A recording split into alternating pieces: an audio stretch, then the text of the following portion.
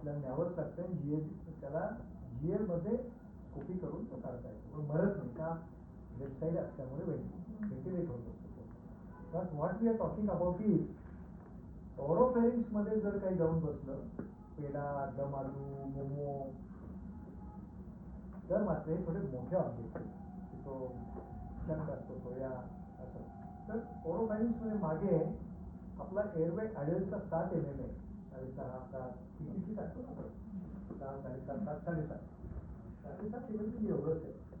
आणि जिकडे फुल पाईप आणि विंड पाईप दोन्ही चालू होतात, तो ओरोफॅरिंग्स ब्लॉक करू शकतो.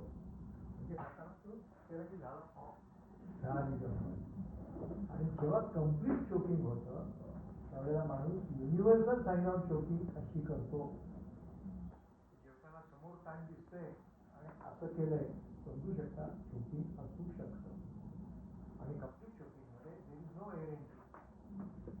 Person can't breathe, you can't speak, you can't cry, you can't shout.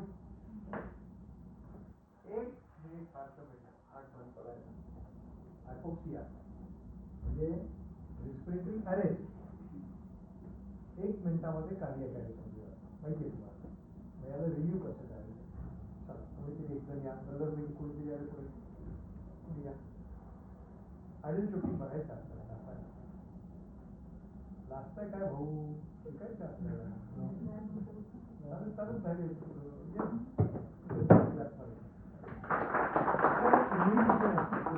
मी कसे येऊ, लोक काय म्हणतील, हसतील.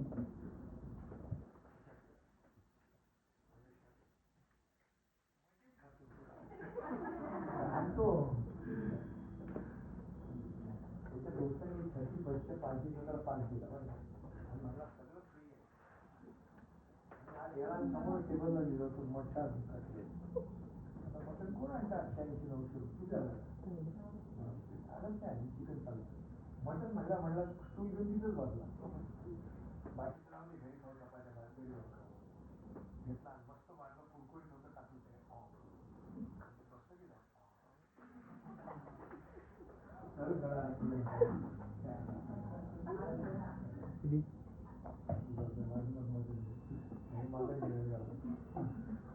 दिस is universal sign of choking.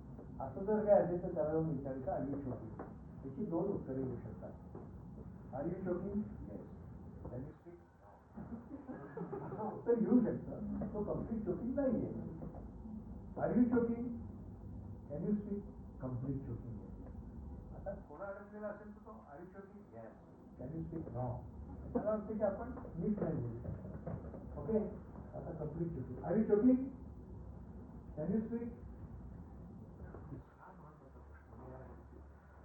नाही तर हात नाही लावायचं कोणा. हा बोलू शकतोय का, नो म्हणेल का, मग आपण हो म्हणायचं. हे सगळं पुढून बोलायचं, मागणं नाही विचारायचं. आई पूर्णच विचारायचं, धरायचं मागून. दिसताना 1 मिनिटं किती वेळ झाला माहित नाही, धाडकन पडू शकतो कार्य. म्हणून आपण पण त्याच्यावर पडणार नाही याची काळजी घ्यावी. आणि एखादा खरंच असा असतो आणि आपण काय असे आपलं भरीतच करेल. म्हणून जरा थोडं बॅलन्स आपण राहू की हा जर पडला तर आपण थोडा वेळ त्याला कसं तरी सांभाळू.